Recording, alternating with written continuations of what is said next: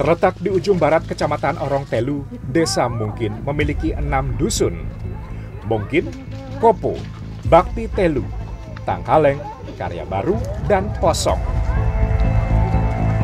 Menurut Indeks Desa Membangun, Mungkin berstatus desa tertinggal dengan pendapatan warga sekitar Rp700.000 per bulan.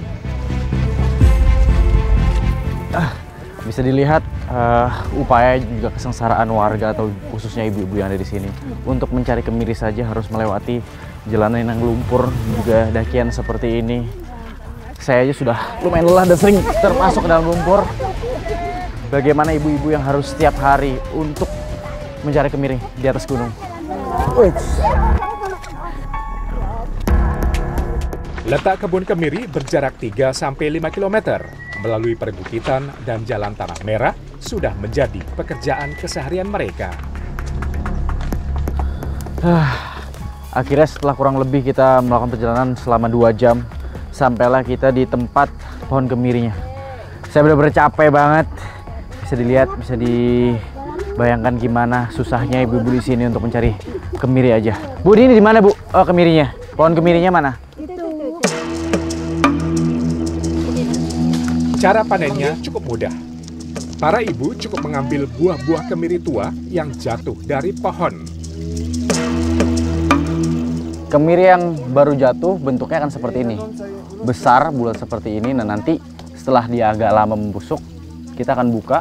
Nah, di dalamnya itu seperti ini. Nih. Dalamnya mirip-mirip seperti ubi ya sebetulnya ya. Nah, dia mirip kayak ubi. Nah, di dalamnya seperti ini nih. Kayak biji. Bisa kita buka lagi.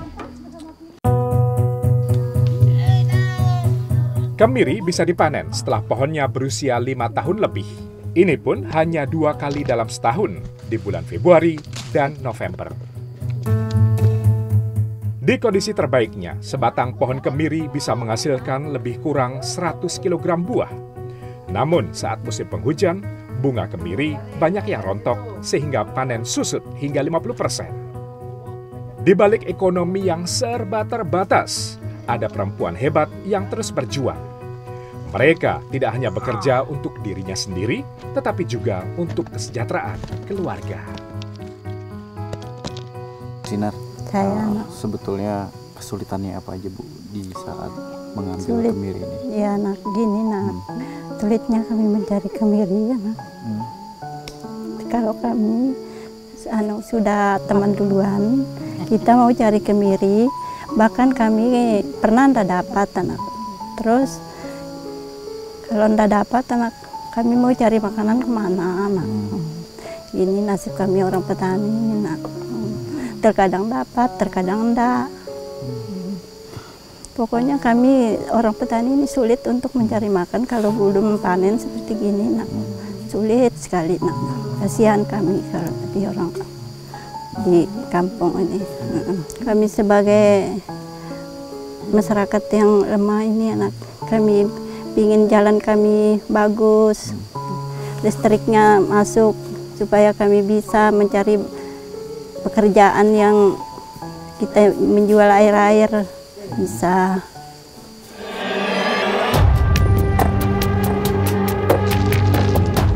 Rata-rata Bu Sinar dan para ibu bisa memungut kemiri hingga 5 kg. Sayangnya pendapatan ini hanya bisa didapat saat musim panen saja. Bahkan sering tidak mendapatkan hasil sama sekali. Hasil panen yang tidak menentu membuat pendapatan petani berkurang. Inilah yang membuat para petani masih terbelit kemiskinan. Ya, seginilah hasil dari hasil panen kita untuk mengambil kemiri. Memang hasil tidak terlalu banyak, tapi mau bagaimana lagi? Hanya ini yang diandalkan ibu-ibu di sini untuk memenuhi kebutuhan mereka sehari-hari. Mari, Bu.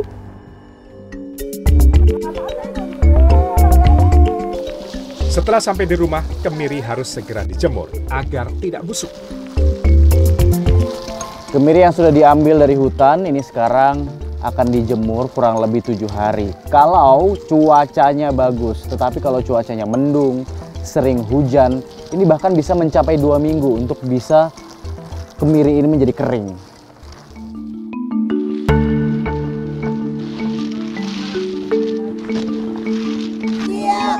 Kemiri ini sudah dijemur kurang lebih selama 7 hari. Sekarang waktunya kita akan menjual ke pengepulnya. Ayo, Bu. Harga kemiri belum kupas di pengepul lokal dipatok Rp6.000 per kilogram. Padahal harga kemiri di Sumbawa bisa mencapai Rp9.000. Jalan yang sulit membuat ongkos transportasi mahal. Bahkan ongkosnya bisa mencapai 50% dari hasil penjualan mereka. Hal inilah yang membuat para petani sering merugi. Hanya mendapatkan Rp250.000 saja, padahal perjuangannya naik ke gunung, perjalanan yang panjang, bahkan menjemurnya pun juga lama, memakan waktu sampai bisa berbulan-bulan hingga menjadi kering seperti ini. Bayangkan seandainya pemerintah ini bisa membantu warga di sini untuk membangun infrastruktur dan juga jalanan yang baik, pasti akan bisa menambah kesejahteraan dari warganya. 250.000 dibagi ke 10 orang, hanya 25.000 saja per orangnya.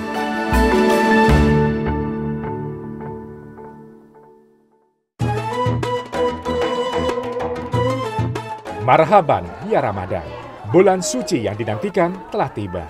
Dan warga Dusun Kopo menyambut dengan penuh antusias. Ya, seperti inilah usaha dari masyarakat di sini untuk merayakan nanti menyambut bulan Ramadan supaya lebih bermakna dan bisa dilihat bahwa dinding bambu ini masih berdiri. Kenapa? Karena memang belum adanya biaya, belum ada bantuan dari pemerintah atau mungkin pihak lainnya, sehingga swadaya masyarakat ya seperti ini. Seperti tahun sebelumnya, kerja bakti membersihkan dan memperbaiki masjid kembali dilakukan seluruh warga, baik laki-laki maupun perempuan. Tradisi ini menjadi bagian dari semangat gotong royong agar ibadah di bulan Ramadan lebih khusyuk.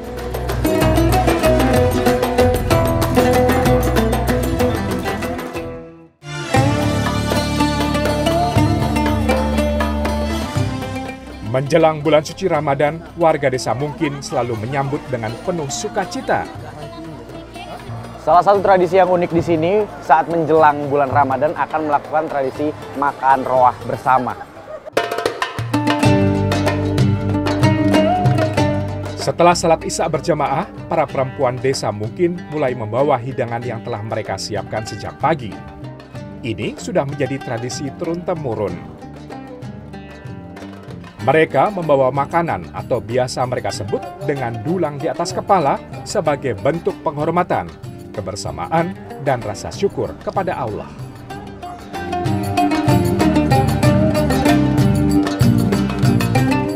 Setelah sampai di masjid, dulang disusun dan diletakkan di satu tempat sebelum disajikan.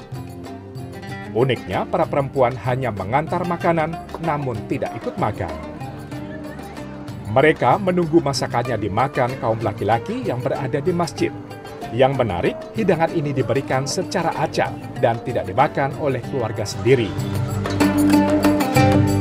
Caranya adalah dengan memberikan tanda berbeda di setiap tutup hidangan. Jadi warga di sini sedang melangsungkan tradisi yang namanya mangan roa atau makan bersama. Ini memang merupakan seperti syukuran ya dilakukan sebelum menyambut bulan Ramadan. Jadi setiap warga ya ini akan memberikan hidangan terbaiknya untuk dinikmati secara bersama-sama. Bisa dilihat bahwa mereka sangat kompak, guyup, dan tali silaturahminya pun juga sangat erat. Mangan roa dilakukan sebagai wujud sedekah, keikhlasan, dan berbagi rezeki sebelum memasuki bulan Ramadan. Makanan yang dibawa sangat beragam, mulai dari ikan, nasi, sayur, buah, hingga berbagai jenis kue tradisional. Kondisi warga di sini cukup memprihatinkan karena mereka tidak bisa menikmati penerangan listrik yang terang karena PLN belum bisa sampai di sini.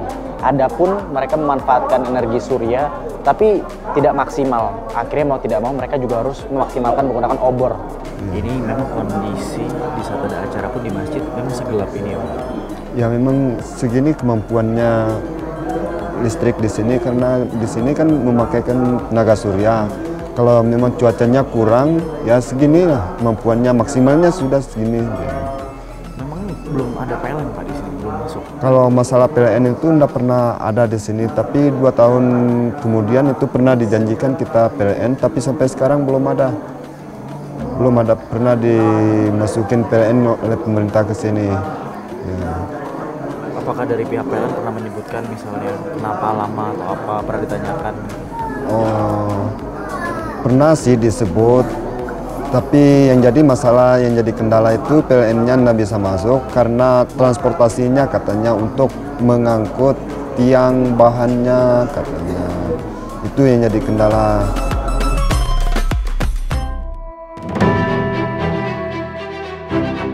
Jalan yang dari Lenangguar sampai ke Klawis itu supaya bisa dilanjutkan program yang sudah dijalankan tahun kemarin, yaitu Impres Jalan Nasional.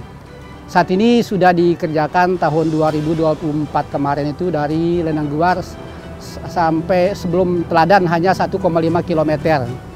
Jadi harapan kami ke depan kepada pemerintah pusat dalam hal ini supaya kelanjutan dari jalan tersebut ya bisa dilanjutkan di tahun ini dan tahun depan.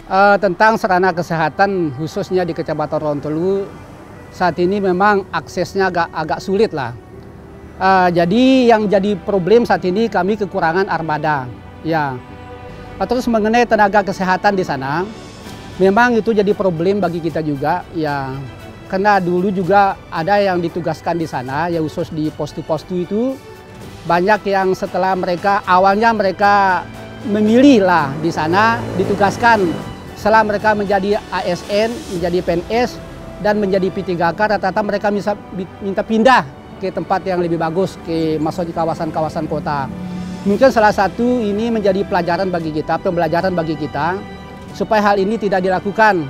Kalau memang mereka sudah memilih, misalnya melalui lamaran, khususnya di daerah sana, mungkin itu supaya tidak usah dipindahkan, ya sesuai dengan anjuran Pak Presiden itu aturannya P3K itu harus minimal 10 tahun bertugas di daerah tersebut, ya baru bisa dipindahkan.